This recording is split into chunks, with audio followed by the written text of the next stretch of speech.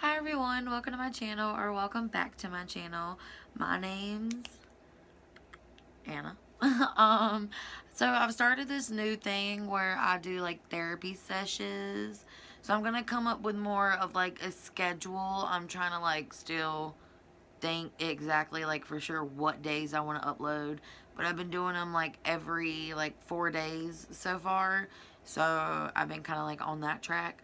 But if you guys follow my social medias on my account or in my description box, I have like the direct links to them on my YouTube channel. So I don't know why I said my account. I'm just so used to like Instagram and everything. But on my channel, I feel fancy saying that. My channel. Anyways, but yeah, so I have those there. But today I'm going to be doing a true crime and makeup video. So, look. He's already on Netflix right now, and it low-key upset me. But I mean, it made me happy because like it was on Netflix and like I could fact check stuff. But today we're gonna be talking about Richard Ramirez, the Night Stalker. You know him, yeah, terrible man. But I wanted to still do it anyways, just in case like you don't have Netflix, or you know maybe you don't want to watch 4 hour some long videos about it, and or maybe you just want to watch me do my makeup, or maybe you just want to be on YouTube, I don't know, whatever. But I was like, I'm still gonna do it because I don't want all these notes to go to waste, and I just want to, like, I just really want to. But yeah, so I'm going to give my usual disclaimer that we are going to be talking about a true crime story. So there will be description of crime scenes and adult dialogue and all that jazz. So, and, you know, we are going to be talking about children as well. So if that is something that triggers you, I just wanted to go ahead and warn you about that as well. So yeah, we're going to get into today's story. So, how I'm going to do this, I'm kind of going to try like a different format. You guys let me know how you feel about it. Like I said, pretty new here, so we're still trying to get like a feel of what we like, and I want to do what you guys like, you know, like I'm here for y'all. And yeah, so I just want to try like a new style of the way I'm going to do it. So we're going to start on March 17th, 1985. Now, all of this stuff takes place in 1985, so I'll probably just say like March 17th or August 21st or, you know, something like that instead of continually saying 1985. But yeah, so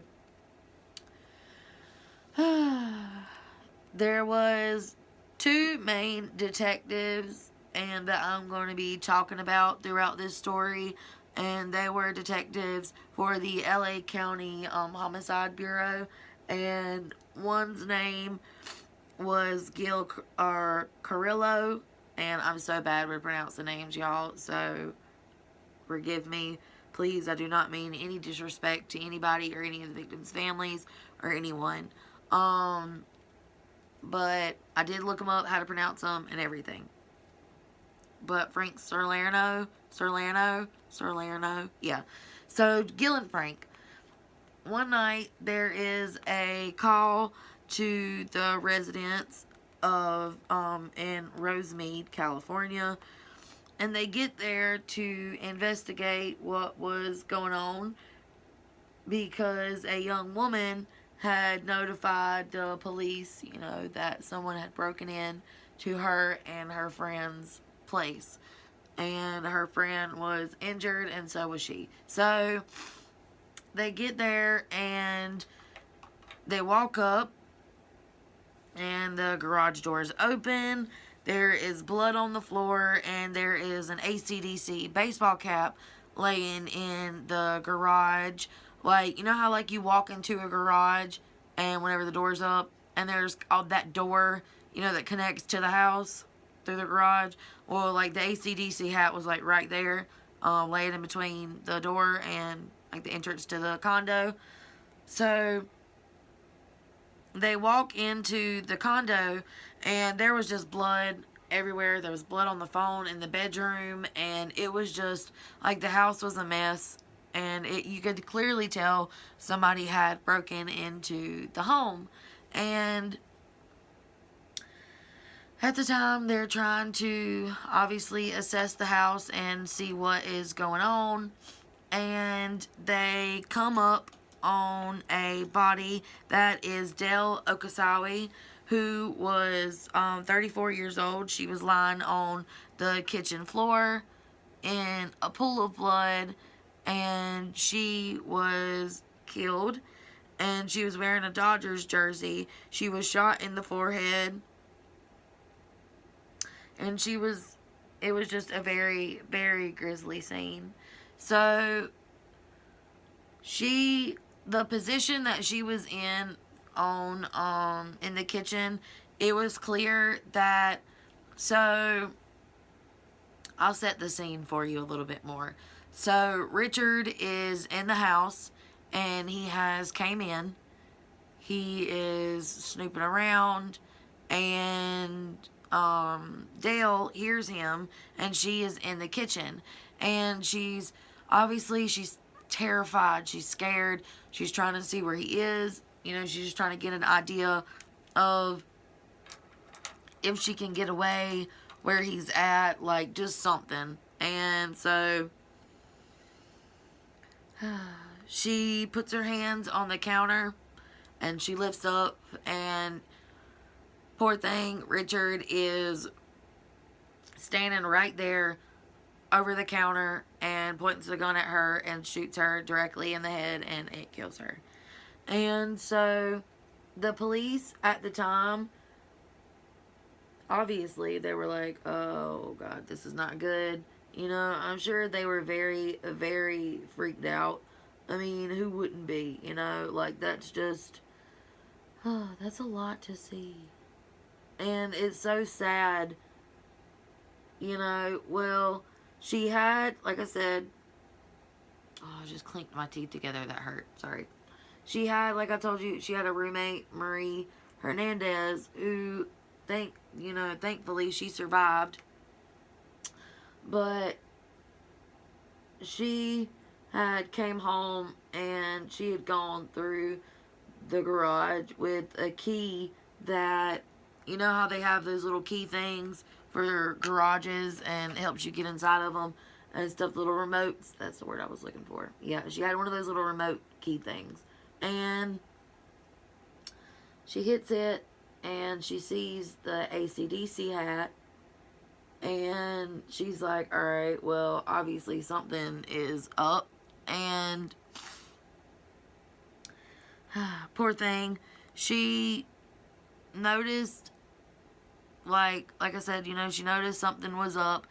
And then Richard slams his hands on the hood of the vehicle, one of the cars in the garage, and it obviously scares her, and she looks up and she sees this man, this figure, holding a gun pointed at her. She raises her hands up to defend herself, and, you know, obviously because she's scared. And thankfully, the bullet ricocheted off of her keys that were in her hand, and she took off down the alley beside the house. But then she heard another gunshot, and obviously worried for her roommate, she goes back to the house. She goes to the front of the house because she's thinking, you know, obviously he's going to go back through the garage. That was the way he came. You know, that was just obviously her thought process. I had to put some tape on here, y'all. But yeah, like I said, that was her thought process. So she goes to the front of the house at the front door. She's waiting and she's waiting. And she goes to open the door to go inside the house. And when she opens the door, she is met by Richard, who is actually walking out of the front door of the house, very bold, but he was walking out of the front door of the house. They are both startled by each other. Richard then picks up the gun and points it at her, and, you know, she's pleading with him, says basically, you know, somewhere along the lines of, like, you've already shot me, you know, just, can that just be it, basically? Can you just please just go? Like, you killed my roommate, you've ransacked my house, you've ruined my life, can you please just go? And this man walks away. Just walks. Like, nothing happened. You know, nothing to see here, guys. Just don't mind me at all. Which is so stupid. But, like I said, the detectives got there, the homicide team, and all of them, you know, and, like, the forensic teams and all of that, they get there, and they're investigating the crime scene and trying to figure out, you know, obviously everything, that they can. Not even. I mean, they're literally, like, in the middle of investigating this crime. March 18th, 1985. 40 minutes after his last victim, Richard decides that he's bored, I guess, and didn't get his fix and wants to go again.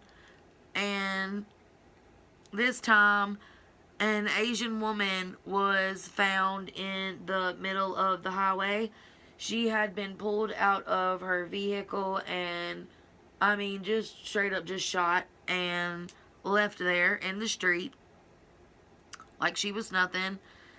And her name was Sin Lin Yu, and she was so young. She was only 30 years old.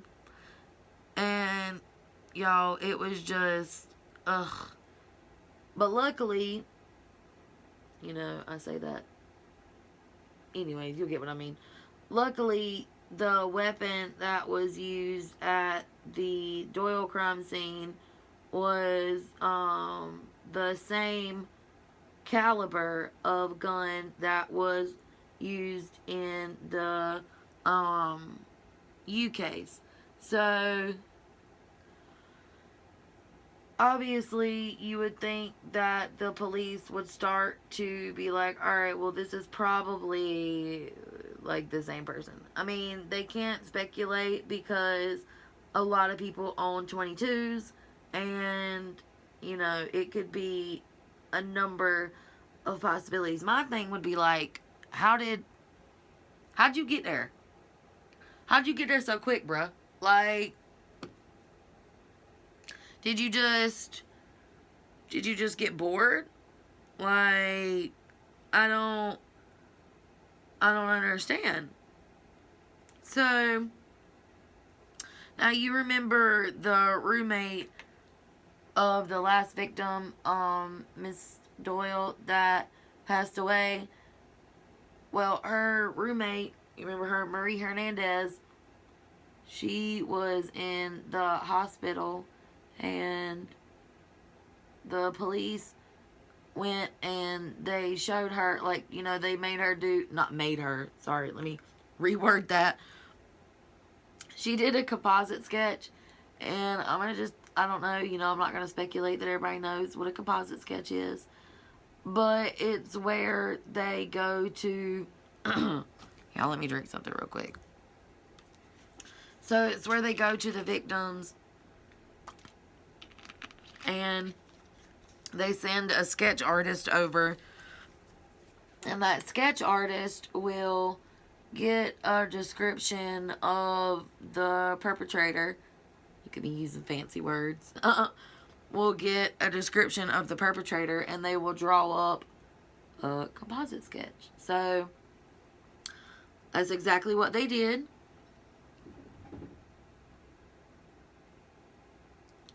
Y'all, these cats are just, sorry, I need to sit up. I'm so sorry, I'm bad for that. These cats are just ridiculous. But anyways, so that's exactly what they did. So Detective Gill goes back to the department and the LA sheriffs in the county.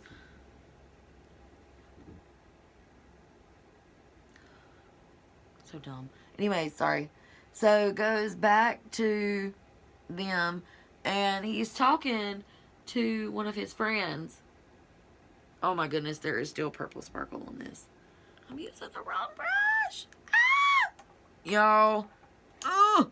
Anyways, so like I said, Gil goes back to East LA, and a guy, you know, that he knew there, that was one of his friends, Gil was showing them, like, the suspect or whatever, and this friend that's also a police officer or detective, he is like, you know, hold on, dude, like, I've got a sketch in my vehicle. So he goes out to his cop car, and he comes back, and guess what? They look the same, y'all. They look the same. So the sketch from this person was a attempted kidnapping that happened out of Pico Riviera, and you know, Gil, like, was basically like the main guy who kind of was like, come on guys, you know, this has obviously got to be more than one person, but he was young, so he was taken for granted, I guess you want to say, or people just weren't really listening to him that much because they thought that he was just trying to make like a name for himself. But he was like, no, there's something obviously wrong. And what was crazy to them is that in the history, right, or at that time, they had never heard of somebody doing this. You know, somebody that was killing people and also kidnapping children. So it was kind of like one of those nobody's safe things. And it's really, really scary to think about that. I don't know. It's just really scary to think about that, just like in general. So, March 27th, 1985. Oh, Lord, y'all. This is crazy. There's so many victims. Anyways, so, March 27th, 1985, there was a double murder in Witter County. And it was the home of Vincent and Maxine Zazzaro. And it was very, very, very brutal. I mean, it was bad. There was blood just everywhere. It was a very gruesome crime scene. There was, it was just really, really bad. And in the documentary, they put, like, pictures, like actual pictures of the crime scenes as well. And I wasn't really, like, expecting that. And I wasn't, like, really prepared to see that. And so I was a little, like, taken back a little bit, kind of. So, just to tell you, that is, you do see, I mean, you don't see the people's faces, you don't see their eyes, or anything like that, but you do see bodies, and you do see blood. So, but anyways, so, to the home of Vincent and Maxine Zazzaro. And like I said, it was very, very, very brutal. I keep messing this up, y'all. Look at this. And look at this. Like, no, boo. That is not what I'm trying to do. Anyways, so, like I said, it was very, very brutal. The bedroom window had been, or not bedroom window, the bathroom window had been open to gain access to the residence. And that is how Richard came in through windows a lot, and sometimes just would straight up walk in through the door, I guess because he felt like he was welcome anywhere and everywhere, or maybe he just did not care. Obviously he didn't care, but anyways, so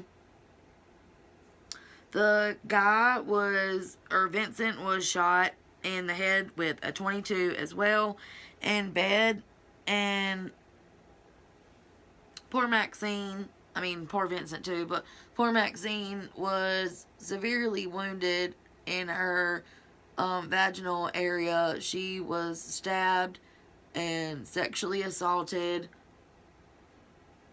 and her eyes were actually taken out of her head, and Richard took the eyeballs with him. He did not leave them behind, and I guess it's probably because maybe she was looking at him. That's one of my theories, is that I felt like maybe she was looking at him and he couldn't stand it. So, he took her eyeballs. But anyways, so, luckily, Mr. Richard, whenever he pushed up the... Okay, so you know how whenever you're going through a window... I don't know if y'all have ever gone through a window. I have. But whenever you go through a window, a lot of the times... It's gotta look crazy. Yo. Anyways, so whenever you go through a window, a lot of the times... you grab the bottom of the window and, like, you push up. And whenever he pushed up, he left a good old shoe print of a size 12 to 11 shoe. And it was an Avia shoe. Now that shoe is going to be one of the main things in Richard's case. So, right now, with all the evidence that they have against him, they have the .22 revolver, the same weapon that has been used in previous cases, or 2 previous cases, and the same weapon as well was used for the Cesaro case. And, you know, it was just, things were starting to add up. And like I said, now they had the shoe print. They were just starting to get more and more, more and more evidence against Richard. They didn't know that it was him, obviously, at this time. But, yeah. So, they're getting more and more evidence. And they're just trying to figure out, basically, who is this man? I feel like whenever you are an investigator, especially like homicide detectives and stuff, you have to get into the mind of a serial killer. And I feel like, honestly, that could be a little bit scary for some people. I feel like some people might take it maybe too seriously and get the wrong idea. I don't know what I'm trying to say, but anyways, you get it. It looks so messy, but I like a messy, smoky eye like this. So, anyways, the police are investigating, and then it's just, it was like a flood of just series of child abductions or attempted abductions. And I don't mean like, I do mean from like schoolyards and, homes and parking lots and stuff. I mean straight up in somebody's house, would go to a window, tippy tap on it, and would pull a child, an 8-year-old, a 6-year-old, a 7-year-old, out of their home in the middle of the night. It was the same MO with every single child. He didn't kill any of the children. Sorry, that was just, I don't like saying that statement. But he didn't harm any of the children further than, I'm not saying it like that, I just don't like saying the K word about kids. So he didn't harm them any more than he would take them from their homes or a schoolyard. He would sexually assault them in his vehicle. Then he would take them to a random place like a gas station or the middle of the road or something and tell them to call their parents and call the police. And like I said, he never harmed any of the children other than that. And there is a girl's story. Her name is Anastasia. I don't feel comfortable. I wrote it down because I didn't know, like I knew, but I didn't know the depth of it. I wrote it down, but during me getting ready to do this, like, video, I did not feel comfortable telling her story because she tells it in the series, and it's not my story to tell, and I feel like I just don't feel comfortable doing it, okay? Like, that's just, I'm not going to try to explain myself any more than that. In other words, I just don't feel like it's right whenever she tells her story. I don't feel like it would be fair for me to do that. I just don't. So, on February 25th in Montebello, there was a 6-year-old girl who was kidnapped from a schoolyard, sexually assaulted, and then abandoned. March 11th, Montreal Park, 9-year-old boy taken from his bed in the middle of the night, sexually assaulted, and then abandoned. March 20th in Glasdale Park, 8-year-old was taken from her bed in the middle of the night, and she was sexually assaulted and then abandoned as well.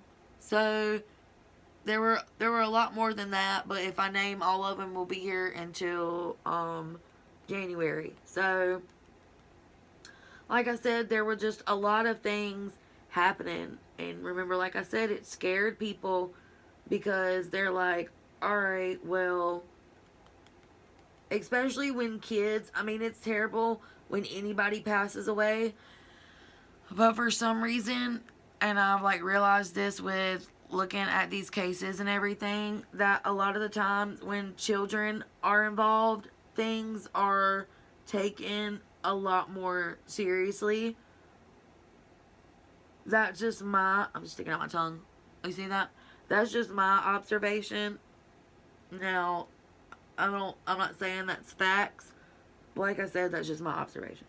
So, you know, people were scared, obviously, and the cops are just trying to do everything that they can, basically, to figure out, like, what the heck is going on, and, you know, try to stop this person from doing any more harm than he's already done. So, there were 2 different departments at the time. There was a homicide department in LA County Sheriff's Department. There was the homicide department, and there was the children's department.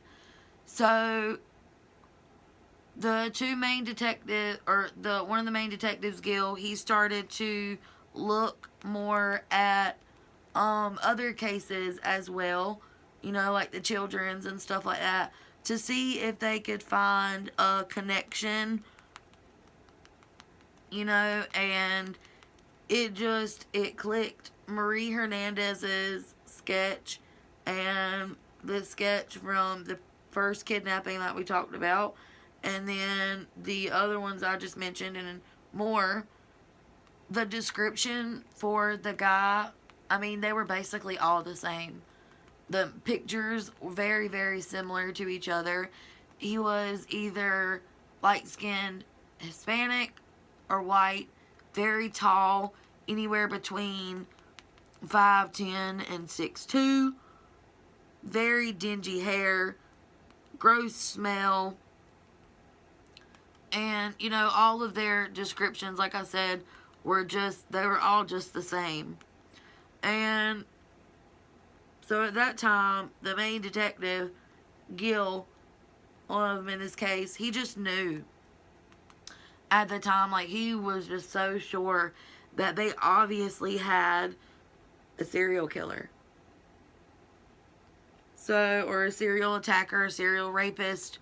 They just had somebody that was on the wild and who did not have an MO at all, had no choice of weapon, just killed at random, didn't have anything basically that could, the only thing that would link them together was how inconsistent they were, if that makes any sense. And it was just like, they were so crazy and so inconsistent that they were consistent, if you get what I mean by that.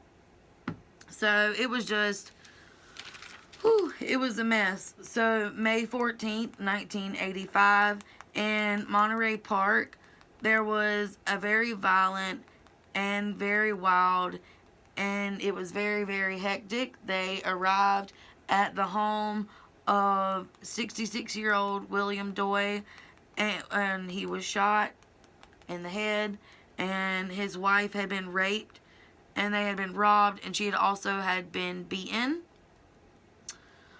Doy actually ended up saving his wife's, this is going to be a tongue twister, saving his wife's life, because he was able to get to the phone and call 911, and so they got there in time to save his wife. Sadly, they couldn't save him.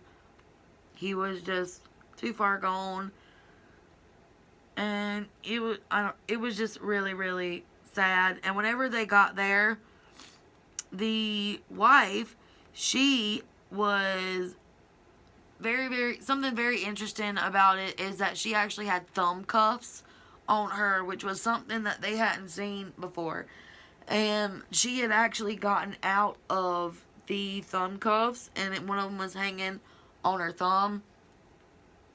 And in order for her to do this, she actually had to basically like rip her thumbs apart from each other and from the cuffs to get them out. So yeah, you can only imagine just everything else that she's going through, and she's got to deal with that. Her husband just died beside her. She herself has been raped and beaten and robbed, and just, I can't imagine. I don't know, like, ugh. It was so bad. So, sorry y'all, I'm having to dry this for a second. I don't want to talk because of the things. But anyways, so, at the time, there was an 8-year-old that had been assaulted in Montebello, California, and she was assaulted, or they were assaulted at a construction site, and the construction site had actually, just laid concrete, so the concrete was fresh. So if you walked in it, you was gonna leave an imprint, and guess what? Shawty left an imprint. So there they go again with that same shoe, and they were like, finally, this shoe, like I said, really helped to link the cases together, because some people were having a hard time thinking that this was one person because of how how inconsistent they were, how inconsistent they were, and just, like I said, all over the place with how they committed their crimes. So, June 28th, 1985, Patty Higgins was brutally murdered. Her throat was cut. Her body was slashed all to pieces. I mean, 40 some stab wounds across her body, where he had just gotten mad basically at her, and oh god, it was bad. He just went ham on her, like I said, ain't it weird whenever you go to grab a brush and it's like not the one you thought it was. But like I said, he just went ham on her and took out a lot, I feel like a lot of rage on her. And he didn't sexually assault her, but like I said,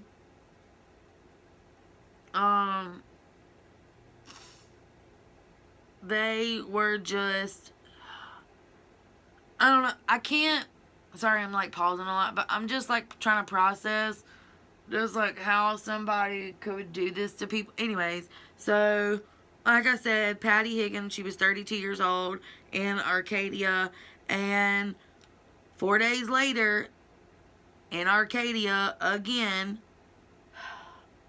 And at this time, sorry, I should mention, at this time, Gil and Frank, they are being called to, you know, obviously investigate, because there is a string of murders going on and they could all be attached to one another. So they're in this one place right now. They're investigating this crime that just happened. 4 days later, another crime. Mary Cannon, her throat was slit in Arcadia. It was very violent and very messy as well. Her house had been ransacked previously, just like everyone else's. And he had stolen from her. Some people he stole from, some people he didn't. I don't understand. And we don't understand why he did that. Why he stole from some people and why he didn't steal from others. So, like I said, 4 days went by and he had already committed another crime. July 5th, 1985, 16-year-old Whitney Bennett. It was 3 days later after the other two crimes. He went to Sierra Madre and broke into Whitney Bennett's home. He attacked her with a tire iron, or it's her parents' home, sorry. He attacked her with a tire iron, and the room was just ransacked. I mean, ransacked. Thankfully, she lived, and it was just, I can't imagine how that was for her to deal with that and to go through. Sometimes whenever I read stuff like this, it's hard not to put yourself in those people's shoes and feel what they feel. I guess because that's like, maybe because I'm kind of an empath, maybe. I don't know. I guess that might be it. But it's kind of hard not to put yourself in their shoes and to just think about like what they experienced and probably like how scary that was. And it's just like, I don't know. Ugh, I couldn't imagine. Anyways, so like I said, the house was completely ransacked and there was just blood everywhere. So the crime scene and forensic people, they get there and they're investigating the bedroom, and they come across the pink comforter that's in the bedroom, and there is a giant clear Avia shoe print right in the comforter in a bunch of blood. So they're like, alright, this is the one. This is old boy. It's the same dude, same dude, same dude. So they start to put more and more pieces of the puzzle together, and everyone started to see that Gil was right, and that, you know, alright, well, we've got a major issue here, and we need to get on it. And at the time, obviously, like, I feel like the media had to be aware a little bit of what was going on. What am I doing? Sorry. They had to be aware of a little bit of what was going on, but, you know, because obviously the news and whatnot, but they were just trying to keep everything under wraps, because when you've got an investigation going on, especially of this magnitude, you don't need information. Obviously the public should be aware of what's going on, but you don't need sensitive information getting leaked to the public. And they're just, like I said, I understand, but at the same time, it's like you've got to let the police do their work, or it won't happen, or the person won't get caught, and then it'll be even worse, the situation. So, Lord, I almost messed up, y'all. So, like I said, time goes on, and it is July 6th. I mean, it wasn't really time, but you get it. July 6th, 1985. John and Lorraine Rodriguez, they are home. Lorraine is downstairs, and she is on the couch where she had fallen asleep. Her husband, John, was upstairs, and the children were asleep. Everyone was, in bed. John had to be at work the next morning, so he was just, trying to get some sleep. He had to be up early. It was just a lot. And Lorraine is woken up by a really loud banging noise, and she wakes up and she yells for her husband John. Obviously she thinks it's him. She's like, he's gonna wake up the kids, it's just gonna be a mess, like whatever. But there is no answer, and she said in that moment she knew that like it wasn't her husband. It was somebody. She didn't know if they were in the house, outside of the house, what was going on.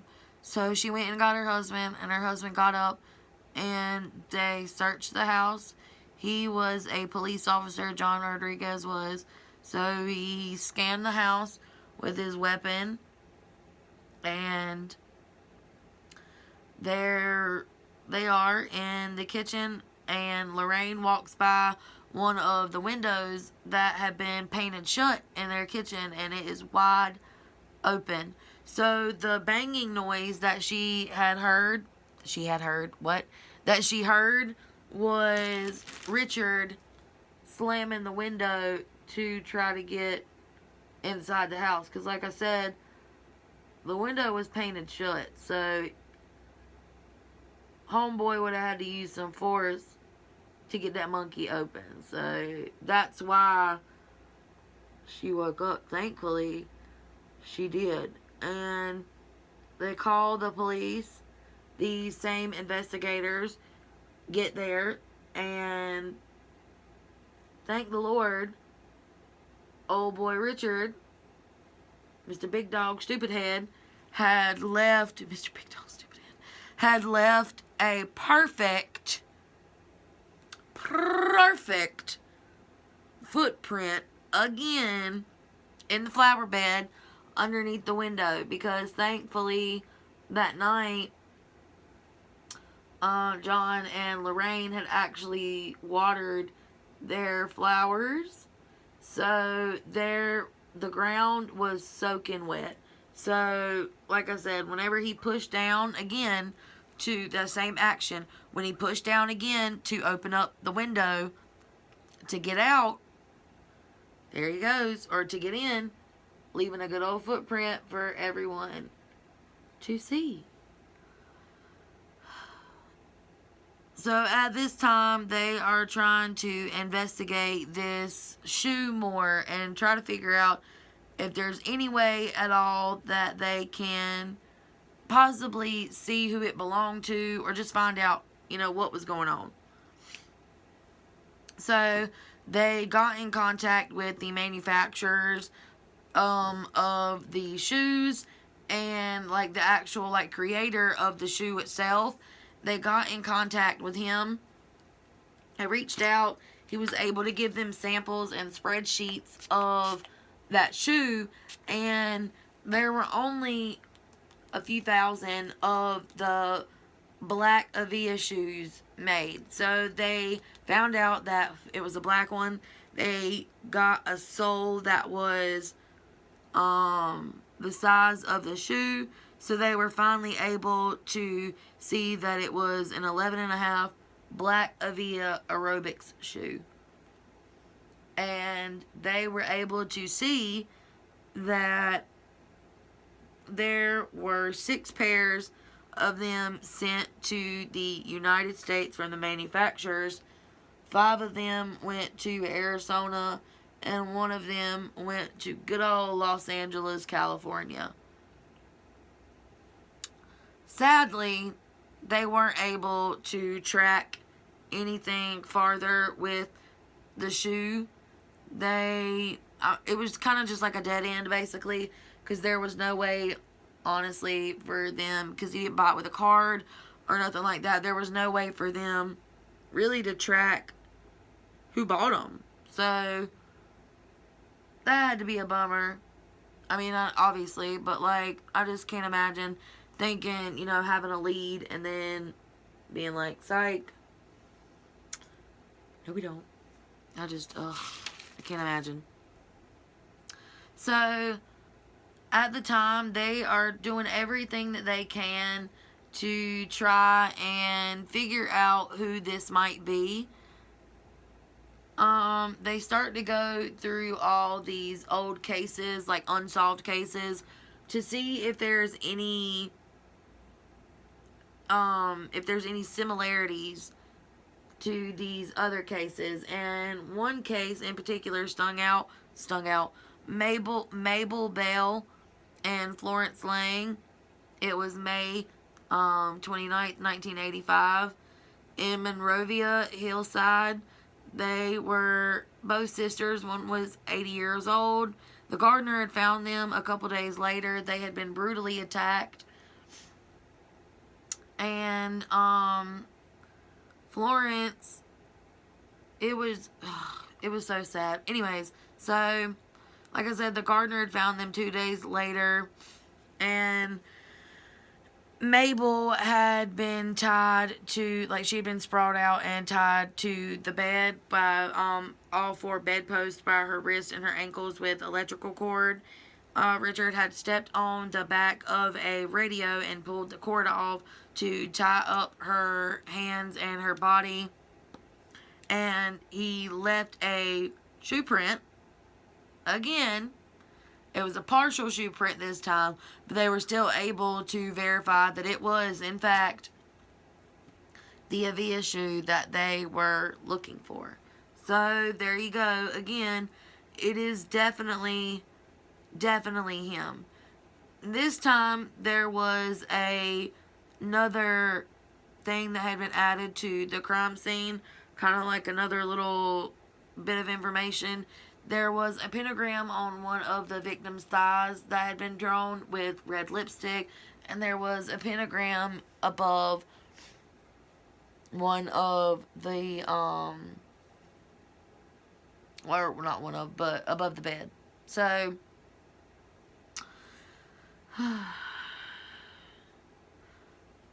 Mr. Richard, sorry y'all, I'm pausing a lot, I'm just trying to get my thoughts together, this is a lot. Richard is in Northeast LA, and he has attempted to attack this female and kidnap her and molest her, and he had a stolen vehicle. He flees because the girl fights back, the victim fights back.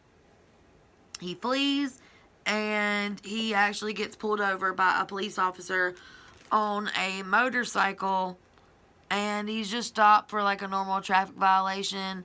He's told to get out of the vehicle so the police officer can search him, make sure he doesn't have weapons, so he gets out, and the officer goes back to the car just to write him a little old citation and let him go for the traffic violation.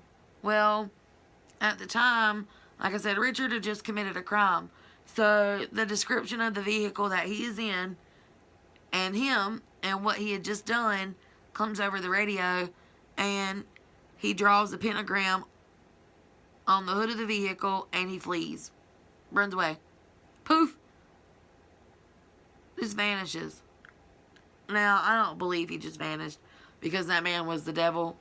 Wholeheartedly, he was the devil for real on this earth walking. But, yeah,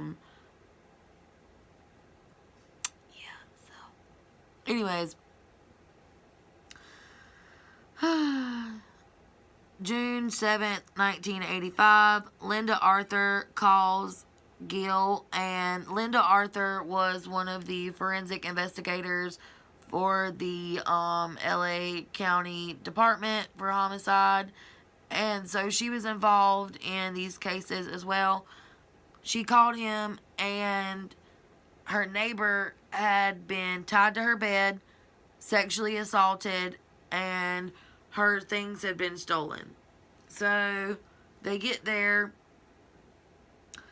and it is the same thing. Like, and I mean, the guy's just getting closer and closer to home, to people that are involved in this case. And it's just freaking a lot of people out. I mean, a lot of people. And I mean, I can only imagine how scary that is to have to deal with something like that.